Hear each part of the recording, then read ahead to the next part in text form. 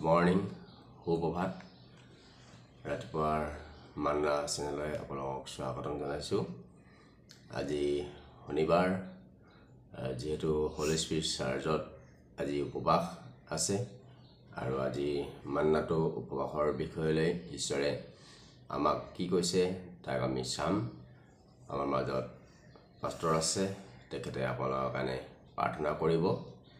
আহক আমি বাক্যলৈ যাওঁ। আহক। মথিয়ে লিখা সুবাৰ্তা 6 অধ্যায় 16 পৰা 18লৈকে মই পঢ়ি দিছোঁ। পবিত্ৰ বাইবেল শাস্ত্ৰত কি কৈছে আমি শুনো আহক। আৰু তোমালোকে যেতিয়া লঘোণ দিয়া তেতিয়া কপটীয়াবিলাকৰ নিচিনাকৈ মুখ মলিন নকৰিবা, কিয়নো তেওঁবিলাকে লঘোণীয়া বুলি মানুহক দেখুৱাবলৈ মুখ বিবৰ্ণ কৰে। মই তোমালোকক স্বৰূপকৈ কওঁ, তেওঁবিলাকে নিজ নিজ পুৰস্কাৰ পালেই।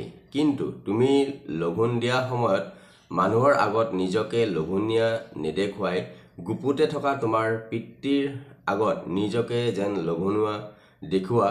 এই নিমিত্তে তোমাৰ মূৰৰ তেল ঘঁহা আৰু মুখো ধোৱা, তাতে গুপুতে দেখি থকা তোমাৰ পিতৃয়ে তোমাক প্ৰতিদান দিব। বাক্যত কৈছে যে আমি যেতিয়া উপবাস থাকোঁ, লঘোণ প্ৰাৰ্থনা থাকোঁ, তেতিয়া আমাক মানুহক দেখুৱাবৰ কাৰণে কৰিবৰ কাৰণে ঈশ্বৰে মানা কৰিছে। যিজন ঈশ্বৰৰ কাৰণে আপুনি যি উদ্দেশ্য লৈ পেলাই উপবাস আছে, সেই উপবাসটো কেৱল আপুনি ঈশ্বৰকহে জনাবৰ কাৰণে কৈছে। আমি বহুতে কি হয়, লঘোণৰ দিনা আমি গাই ফুৰোঁ, আমি ফোনৰ যোগেদি বা পৰিয়ালবৰ্গত বা লগ বন্ধুৰ আগত আমি কৈ পাওঁ যে মই আজি লঘোণ আছোঁ, অহাকালি লঘোণ থাকিম, বা মই 3 দিন লঘোণ আছোঁ, এদিন লঘোণ আছোঁ, এনেকৈ আমি গাই পাওঁ। কিন্তু ঈশ্বৰে কৈছে যে তেওঁলোকে পুৰস্কাৰ পালে। যদি আপুনি এনেকৈ গাই ফুৰিছে, লঘোণীয়া দেখুৱাইছে, তেনেহ'লে আপোনাৰ লঘোণটো উপবাসটোৰ কোনো আপুনি আশীৰ্বাদ পুৰস্কাৰ আপুনি নাপাব। আপুনি যেতিয়া লঘোণ দিছে তেতিয়া আপোনাৰ কোনেও গম পাব নালাগিব, ঘৰৰ মানুহে, ওচৰ চুবুৰীয়া পৰিয়ালে গম পাব নালাগিব। কেৱল ঈশ্বৰেহে জানিব লাগে যে আপুনি যে লঘোণ আছে, আৰু যি উদ্দেশ্য লৈ আছে সেই উদ্দেশ্যটো ঈশ্বৰক প্ৰাৰ্থনাৰ যোগেদি আপুনি সোধাই দিব লাগে।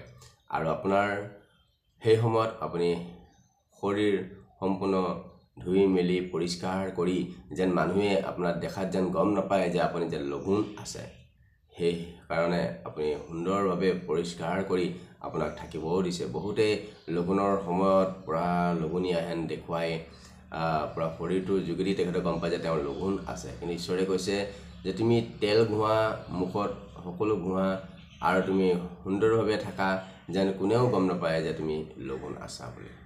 আহক বাক্য ক্ষমতাৰ শুনতাৰ মাজত আশীৰ্বাদ থাকক। ঈশ্বৰৰ মহান বাক্যৰ কাৰণে ধন্যবাদ দিছোঁ।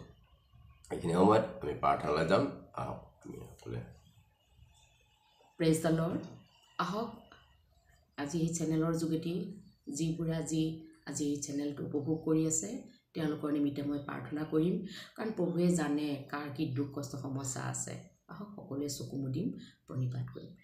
পবিত্ৰ পবিত্ৰ পবিত্ৰ সৃষ্টিকৰ্তা মহান আৰু মৰমেল ঈশ্বৰ, তোমাক আমি ধন্যবাদ দিওঁ। পুনৰাই তুমি এটা সুন্দৰ দিন দিলা প্ৰভু, তোমাৰ ওচৰৰ প্ৰভু প্ৰণিপাত কৰিবৰ কাৰণে যি সুযোগ দিলা তাৰ কাৰণে ধন্যবাদ পিতা।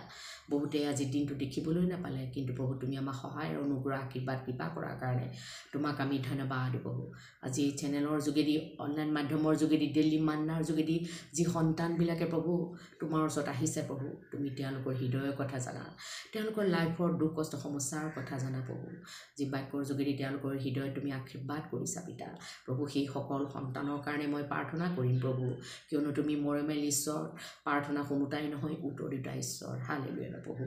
প্ৰভু মই বিশ্বাস কৰোঁ প্ৰভু, এই মুহূৰ্তত প্ৰভু যি সন্তানবিলাকৰ বেমাৰ আজাৰ আছে, প্ৰভু তেওঁলোকক সেই বেমাৰৰ পৰা তুমি সুস্থতা কৰা, কিয়নো তুমি ডক্তৰ পিতা।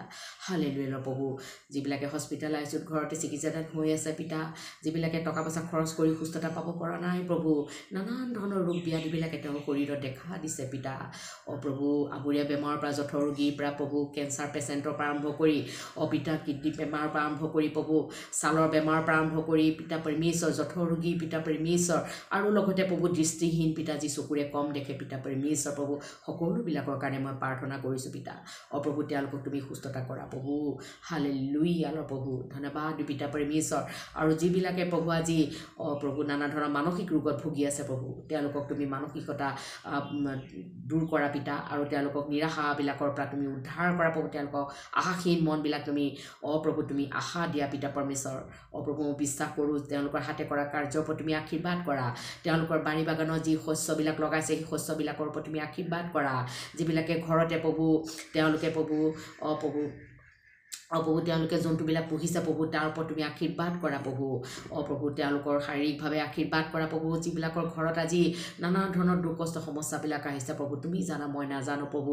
যিবিলাকত অশান্তি আছে প্ৰভু পৰিয়ালবৰ্গৰ মাজত একতা নাই প্ৰভু সেই পৰিয়ালবৰ্গত তুমি শান্তি দান কৰা কিয়নো তুমি শান্তিৰ আকৰ ঈশ্বৰ হালেলুয়া প্ৰভু যিবিলাক সন্তানে মাক বাপেকৰ বাধ্যতাত নহয় পিতা পৰমেশ্বৰৰ বাধ্য মাক বাপেকে কিবা এটা কৰে অপথে গৈছে প্ৰভু সেই সন্তানবিলাকক তুমি উভতাই আনি প্ৰভু মাক দেউতাকৰ প্ৰভু বাধ্যতাকাৰী কৰোৱা পিতা পৰমেশ্বৰ লগতে পিতা পৰমেশ্বৰ বৃদ্ধাশ্ৰমবিলাকত যিবিলাক আজি বৃদ্ধাশ্ৰমত আছে প্ৰভু তেওঁলোকক তুমি আশীৰ্বাদ কৰা শান্তি দিবা আনন্দ দিবা তেওঁলোকৰ ওপৰত প্ৰভু লগতে প্ৰভু অনাথ আশ্ৰমবিলাকত তুমি আশীৰ্বাদ কৰা পিতা পৰমেশ্বৰ লগতে পিতা ৰজাসকলৰ কাৰণে প্ৰাৰ্থনা কৰিছোঁ পিতা জোৱানসকলৰ কাৰণে প্ৰাৰ্থনা কৰিছোঁ মিলিটাৰীবিলাকৰ কাৰণে প্ৰাৰ্থনা কৰিছোঁ পুলিচ বাহিনীবিলাকৰ কাৰণে প্ৰাৰ্থনা কৰিছোঁ প্ৰশাসন বিভাগ পৰিবহণ বিভাগৰ কাৰণে প্ৰাৰ্থনা কৰিছোঁ মেডিকেল ডিপাৰ্টমেণ্টৰ কাৰণে প্ৰাৰ্থনা কৰিছোঁ প্ৰত্যেকৰ ওপৰত তোমাৰ আশীৰ্বাদ দিয়া তোমাৰ নামেৰে মই ব্লেছ কৰি দিছোঁ প্ৰভু তুমি আশীৰ্বাদ কৰিবা পিতা লৰ্ড বিশেষকৈ মই প্ৰাৰ্থনা কৰিছোঁ পিতা দুখী ৰোগীসকলৰ কাৰণে প্ৰাৰ্থনা কৰিছোঁ স্বামী স্ত্ৰীবিলাকৰ মাজত যি প্ৰভু তেওঁলোকৰ মাজত বাদ বিবাদ কাজিয়া পেচাল লাগি আছে প্ৰভু কিয়নো তুমি মিলনকাৰী প্ৰভু তেওঁলোকৰ মাজত প্ৰভু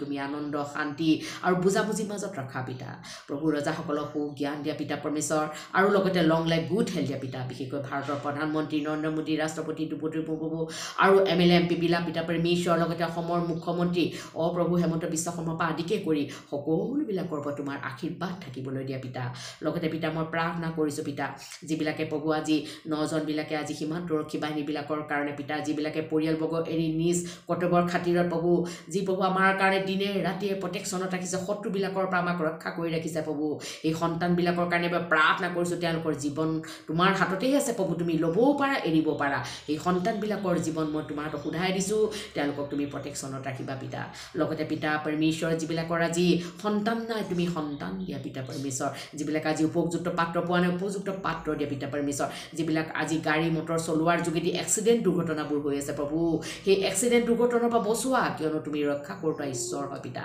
প্ৰভু মই তোমাক ধন্যবাদ পিতা পৰমেশ্বৰ যিবিলাকে প্ৰভু আজি প্ৰভু সমস্যাত ভুগি আছে পিতা পৰমেশ্বৰ প্ৰভু যিবিলাক কাজিয়া পেচাল লাগি তেওঁলোকৰ প্ৰভু সমস্যাৰ সমাধান পোৱা নাই প্ৰভু তেওঁলোকৰ মাজত তুমি সমস্যা সমাধান হ'বলৈ তুমি বুদ্ধি আৰু জ্ঞানেৰে পৰিপূৰ্ণ কৰা পিতা ধন্যবাদ পিতা পৰমেশ্বৰ যি সন্তানবিলাকে আজি অনলাইন মাধ্যমৰ যোগেদি শুনি আছে প্ৰভু তেওঁলোকৰ জীৱনত তুমি কাৰ্য কৰি আছা পিতা তাৰ কাৰণে ধন্যবাদ পিতা পৰমেশ্বৰ কিনো খুজিম প্ৰভু তুমি খোজাৰ বাবে সকলো জানা এই ক্ষুদ্ৰ নিবেদন যাচনা মই ত্ৰাণকৰ্তা নাচৰিত যীশুৰ নামত মই অৰ্পণ কৰিছোঁ amen praise the Lord praise the Lord praise the Lord ধন্যবাদ দিছোঁ আপোনালোকৰ বহুমূলীয় সময় ঈশ্বৰৰ মান্নাত দিয়াৰ বাবে ঈশ্বৰে আপোনালোকক আশীৰ্বাদ কৰক আজি দিনটো আপোনালোকৰ মংগল যাওক শুভকামনা কৰিছোঁ আপোনালোকৰ আশা যি কাম হাতত লৈছে সেই কাম ঈশ্বৰে সিদ্ধ কৰক ধন্যবাদ অহাকালি আকৌ আমি ৰাতিপুৱা 6টা বজাৰ মান্নাত আমি আকৌ লগ হ'ম আপোনালোকৰ কিবা জনাবলৈ থাকিলে প্ৰাৰ্থনাৰ বিষয় আপোনালোকে কমেণ্টত জনাব পাৰিব আমি আপোনালোকৰ কাৰণে নিতৌ প্ৰাৰ্থনা কৰোঁ আৰু কৰিম ধন্যবাদ আজিলৈ এৰিছোঁ নমস্কাৰ